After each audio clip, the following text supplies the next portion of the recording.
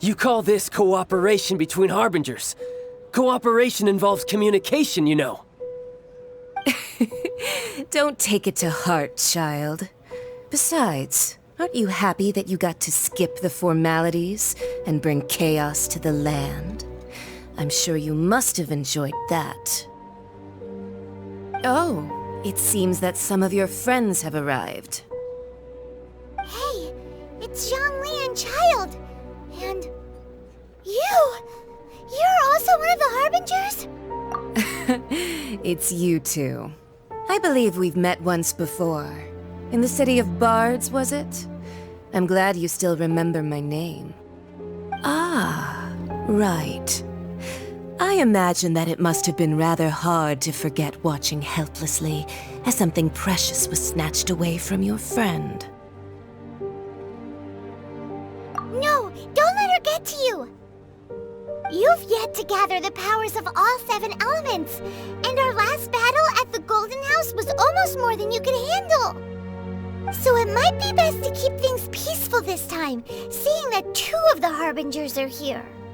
Well, if it isn't you two. This is our first time seeing each other since Liyue was nearly wiped off the map. This is certainly a bit awkward, wouldn't you say? Paimon knew that we should never have trusted a Fatui Harbinger. Oh, now don't say that. Sure, I may have misled you, but I never had anything against you personally. Besides, I thought we were getting along quite well together, didn't you? Except for that little tussle we had at the end. Nothing personal. We just have different views, that's all. Of course, you may very well hold this against me, but that's up to you. The real deceivers here are Senora and Zhongli. Curse them for leading me on. So actually, I think... Stop wasting time, child. There'll be plenty of time to chat once I'm through here. You remember the agreement, Morax. Now, if you would be so kind. The Gnosis, please. What in the world are you talking about? The contract is fulfilled. That which thou seeketh is now bestowed unto thee. For my promise is solid as stone.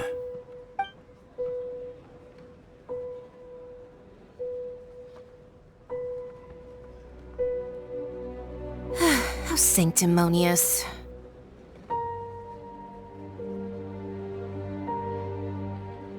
What? So you're the Lord of Chiel? No, wait! That's an exciting twist and all, but why give the Gnosis to the Fatui? I do not give it for free. I give it as agreed upon in the contract. For it is a matter solely between the Tsaritsa and I.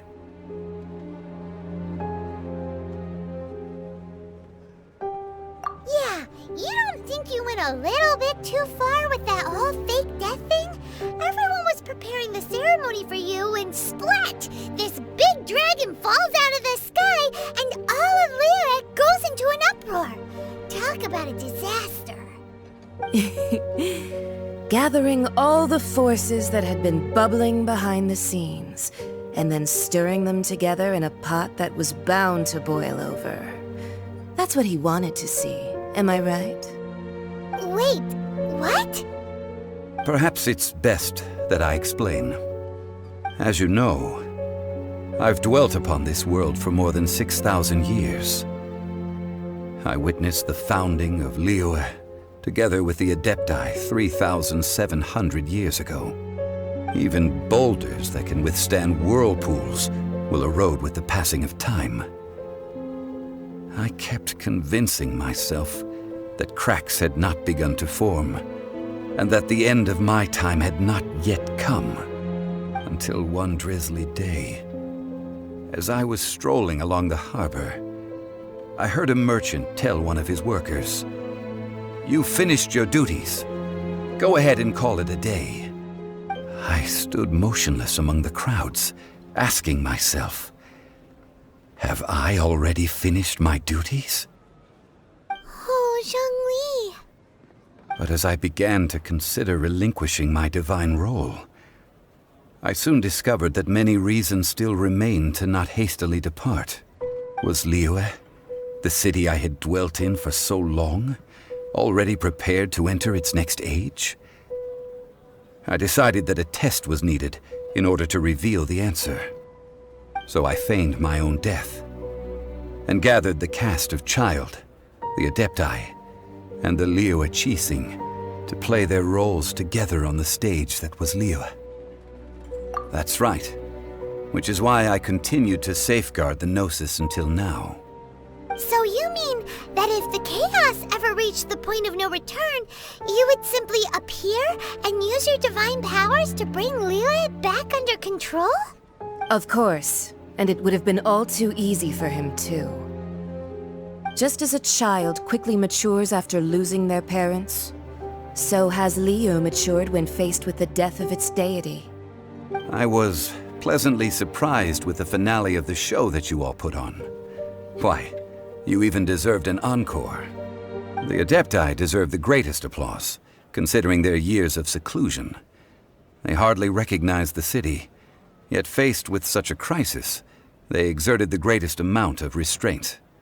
Not only did they manage to cooperate with the Qixing, but in the end, they even tried to understand the heart of the people.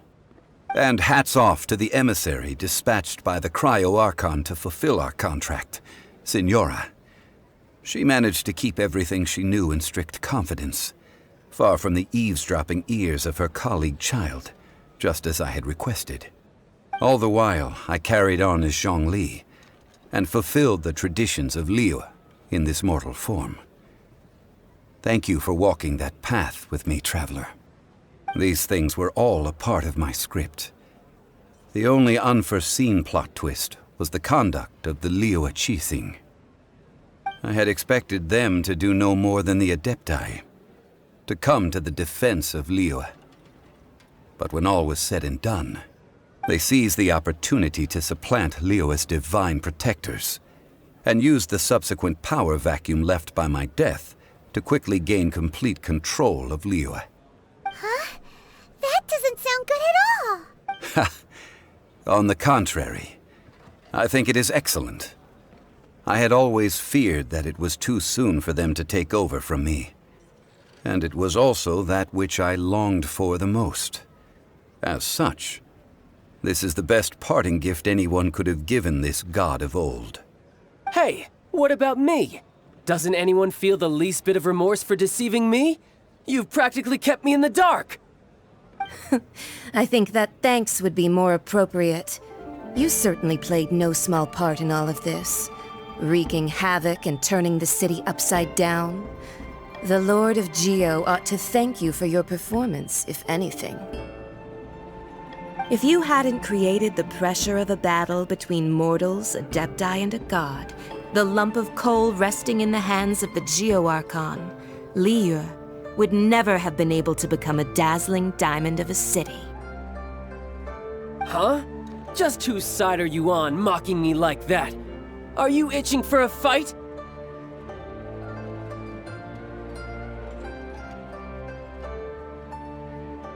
Hey, haven't you learned the Liyue saying, don't always call it as you see it? Well then, with the Gnosis in my possession, I have no use for such idle chatter. We should return to Zapoljarny Palace and seek an audience with Her Majesty, the Tsaritsa. Come, Child. Fine. I'll meet you there later. I'm not sharing a boat with the likes of you. Do as you wish.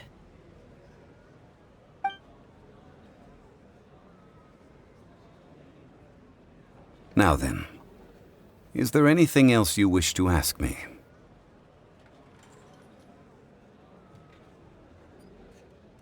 Right! As Zhongli always told us, a good trade is a fair trade. Paimon has no idea what could be a good trade for a Gnosis. Realistically speaking, there is no such thing. Huh? However, I am the god of contracts.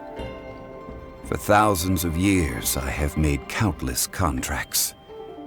If the deal was of no benefit, then I certainly would not be inclined to agree to it. My agreement with the Cryo Archon will be the last of my contracts as the Geo Archon.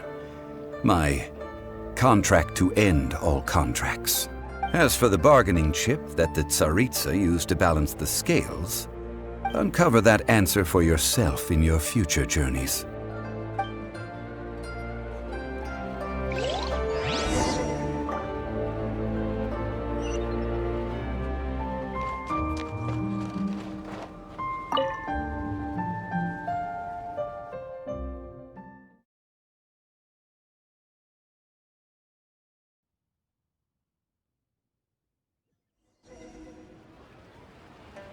Today's the day of the rite of parting. Although the star of the show is fake, we've spent so much time trying to organize it, it would be a real shame not to go there now.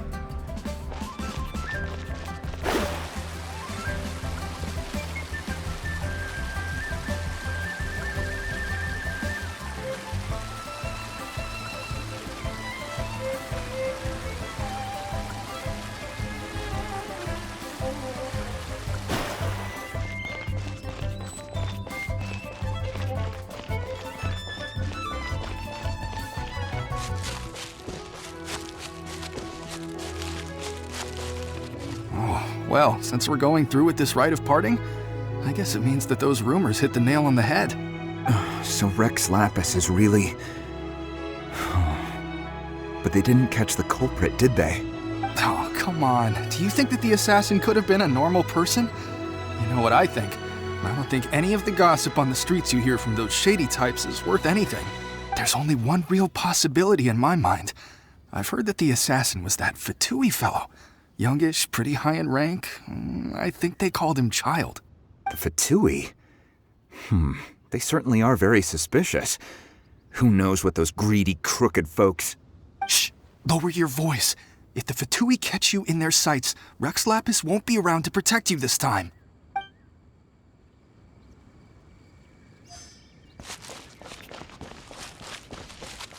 You know that god from the ocean couldn't have just shown up out of nowhere. I mean, it's been 2,000 years since Rex Lapis subdued it. Yes, and to think that this happened right on the heels of the incident with Rex Lapis, too. Say, do you think the person who assassinated our lord and released that evil god might have been one and the same? Now that you mention it, that's very possible. Yes, it's very possible indeed. I mean, it all fits together. That person must have colluded with the evil god to harm Rex Lapis. Oh, that wicked, black-hearted scoundrel. Still, what sort of supernatural prowess must this person possess to be able to do such things? I have never heard of such a person in all my years. Ah, forget it. Guessing's no use to us. Look, the Millilith over there looks like he's about to make an announcement. Let's hear what the Ministry of Civil Affairs has to say first.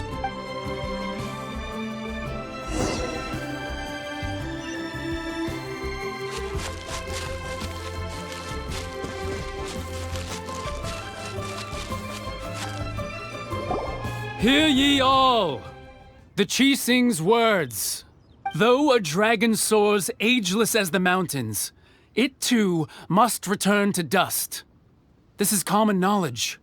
Gods and Adepti live glorious lives, but both light and shadow have their season. So too must they face divinely appointed trials. Rumors and hearsay abound on the streets that Rex Lapis was murdered. Now, let the truth be revealed. Having been thwarted in his trial, Rex Lapis's soul has recouped the celestial heights. He beseeches the people of Liyue to grieve not and to let not their hearts be saddened.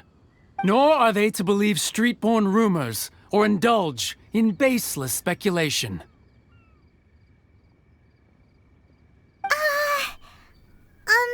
Paimon needs a translation on what the Chi-Sing's announcement said. So that's how they're spinning it. Something feels off. Why would they suddenly give up looking for the murderer? Not to mention how this excuse sounds like something they just made up on the spot. Could the Chi-Sing already have known that Rex Lapis wasn't dead? But Zhongli said that neither they nor the Adepti knew anything. Did Zhongli tell them in secret after his gnosis changed hands?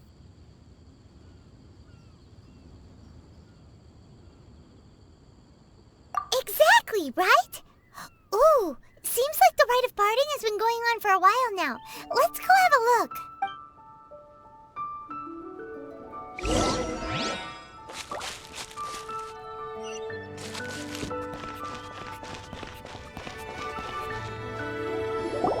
Look, it's Ningguang and Kuqing. Are they saying something? Are their speeches over? As said previously, Rex Lapis's soul returning to the heavens is the end of the contract. And it is also the end of an era. 3,700 years of contracts burnt and reduced to ash. We, the people of Liyue, were indeed prosperous.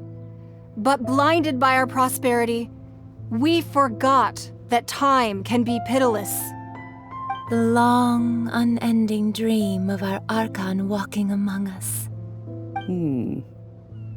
Now that we have awoken from our dream, we must learn to say farewell. Will you stand with us as we re-establish our contracts? As we build a new age of prosperity? So concludes the words of Her Eminence the Tianquan. Does Her Eminence the Yuheng have anything to add? Huh? Is she looking this way? Traveler. Yikes! She really is looking our way! Is that the traveler who they say defeated the ancient god? So young. The Liyue Qixing always repay their debts. And as you have heard, our eyes see far and our reach is long. Name your price. You deserve that much. Whoa!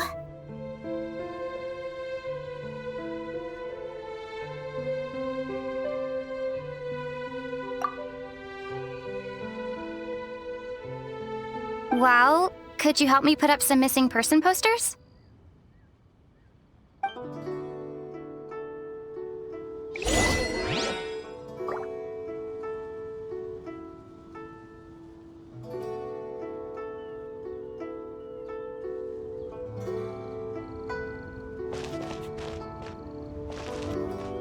Roping you in was possibly the most masterful move we could have made. I believe that future generations will say so too when our deeds come up for their review.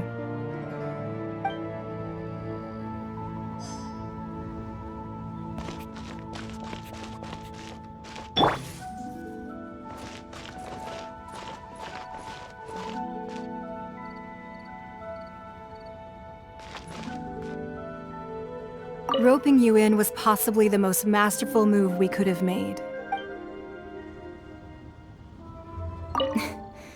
Why, you... Were you just trying to look cool earlier, or are you really that selfless? If you were looking for someone, you could have just told me that in private.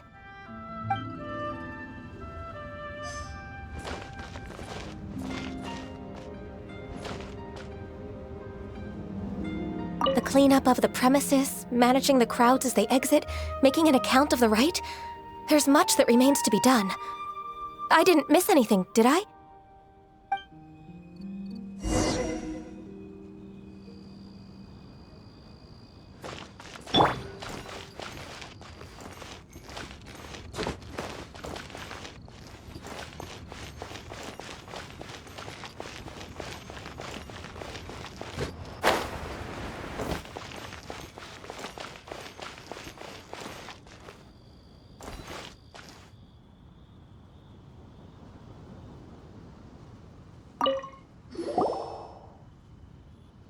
Hey, Zhongli!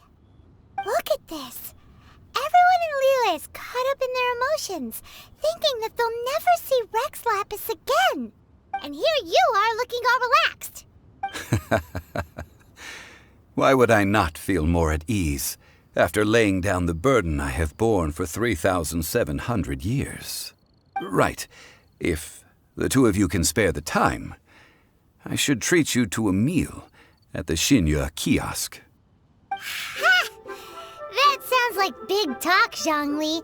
Paimon might have believed you if you were treating us to some third-round knockout, but you'd have to pay out your nose just to stand inside Qinyue kiosk. Are you sure you can afford it? You're right. I do lack the Mora. But why would Morax lack Mora? As the Rex Lapis Morax, I can easily create Mora. But since I have chosen to walk this earth as the mortal Zhongli, I should abide by the same rules that mortals do. When I was journeying with you, though I still had the Gnosis in hand, I knew that I must soon retire from my role as an Archon, so I had to rehearse a little for my new life. Oh, no wonder! Paimon gets it now. You didn't look at the price tags when we were spending because you've never had to. But since you weren't used to not being able to just make more Mora as and when you wanted to, you had to try becoming a parasite to society who lives off of other people's credit. Well, we were only spending Fatui money. You don't have to say it like that. In the City of Commerce, we do not merely exchange money or goods. We also exchange knowledge, memories, and foresight, as well as positions, roles, and lives. The Archon Morax could never experience life as the true mortal Zhongli could, no matter how many times he descended to be with his people. I must thank you for that. I will treasure the memories that I made as Zhongli, traveling the streets of Liyue with you. That is true. But there is no journey that does not end. No meetings without partings. Paimon thinks that we should make a move and continue our search for the Seven. I fear that continuing your journey may be difficult. The nation that neighbors Liyue by sea, Inazuma, is presently closed. The Electro-Archon Ball. And just as the people of Liyue preferred to call me Rex Lapis, she too goes by another name among locals in Inazuma. Paimon thinks we've heard that one before. Raiden? That is the case. And since Raiden is also the shogun of the Inazuma Bakufu, people call her the Raiden Shogun. That said, though people at the wharf were saying that the situation in Inazuma is very tense, Paimon doesn't remember that always being the case. It wasn't that bad last year. Zhongli, since you're Rex Lapis, shouldn't you know something about what's happening there? Just how did Inazuma become a closed nation? It's because of visions. Visions? When faced with circumstances beyond their control, humans often bemoan their lack of power. But if a person shows true strength of will at a desperate and fateful moment in their life, the gods will look upon them with favor. This is what visions are. Magical foci bestowed upon those who have been acknowledged by the gods. Uh-huh. That's how people in Teyvat see it. But starting from last year, the Raiden Shogun began promulgating the Vision Hunt Decree. Vision Hunt Decree? Yes.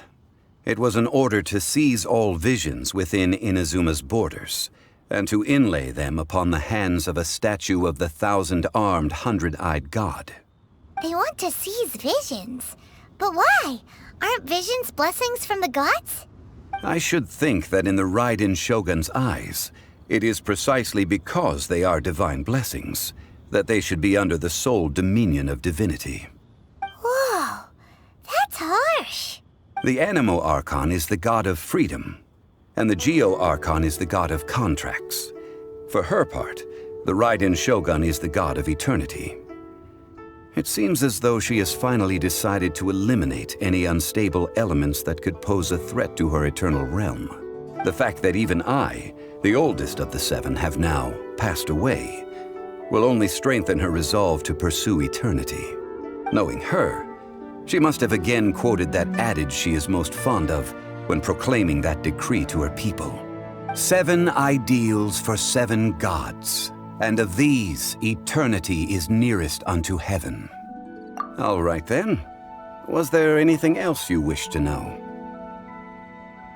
Yeah, about that. Before the Qixing made their announcement, we listened to a lot of people talking on the way. Most of them put the blame for everything on Child. These are indeed false accusations. But it remains undeniably true that Child did send people to the Jade Chamber to prevent the Adepti and the Qixing from defeating the ancient god. I've heard that Ningguang is busy milking that for all it's worth on the foreign relations front at the moment, browbeating the envoys of the Fatui. Ha! Those poor Snezhnayan diplomats. If it were not for Child's exalted position as a harbinger, I'm certain that they would have shifted all the blame to him and called for his dismissal by now. All right then. Was there anything else you wish to know? The time of the Adepti has long passed. If even the Liyue Qixing don't want to face that truth, then what future is there for Liyue? Keqing is absolutely right in saying this. Now, though I did laud Ningguang's desire for power, believing this to be a good thing, and thought as a matter of course that she must have been behind the Qixing's plan to take governing power over Liyue from the hands of the gods and Adepti, could the original person who brought up the idea of seizing power have been... All right then. Was there anything else you wish to know? Ah, that was a good one. Failing a divine trial. How they came up with that excuse, I will never know. That said, the reason why the Qixing were so eager to resolve the incident and stop pursuing the culprit was indeed because they received news in secret that Rex Lapis was not dead. I hinted as much to the Adepti as well. How did I accomplish that, you ask? Have you ever heard of this particularly convenient Adepti art known as gifting dreams and visions? All right then. Was there anything else you wish to know? That's right. Zhongli, now that you don't have your gnosis, what's going to happen to all the Mora in Teyvat? Since Morax is dead, are they all just gonna disappear? Also, isn't the Golden House the only mint in the entire continent? Will it even continue to work? The Mora present now will not vanish. But the Golden House will indeed have to cease operations for a lengthy period of time, since creating Mora requires the use of the Geo-Archon's power. This is terrible! We're all about to run out of Mora! The world is coming to an end! Yes, this is indeed a major issue from a financial standpoint. Well, I suppose we'll just leave such troublesome matters to the Liyue Qixing to debate. Then, did you at least set some private funds aside for yourself? Oh, a private fund. This does seem like a good, logical, common-sense idea. It's a shame. What's a shame? It's a shame that I didn't think of it at the time. All right then. Was there anything else you wish to know? Well then, I suppose you'll have to find a way to get inside this closed nation. Have patience. I suspect that some serendipity must first come into play.